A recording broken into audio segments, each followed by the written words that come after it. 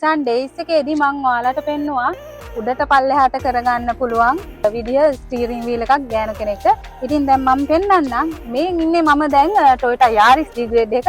මේකේ කොහොමද steering wheel එක අපිට ඇඩ්ජස්ට් කරගන්න පුළුවන් කියලා ඒ පෙන්නුව වීඩියෝ එකේ වගේම ඔයාලට මේ liver එක මෙහෙම පල්ලෙහාට කරගත්තාම ඔයාලා මේ විදිහට මේ ස්ටීරින් එක ඔයගොල්ලන්ට කැමති විදිහට පල්ලෙහාට අරන් ඇඩ්ජස්ට් කරගන්න හැකියාව තියෙනවා. මම හිතනවා ඔයාලට පේනවා කියලා.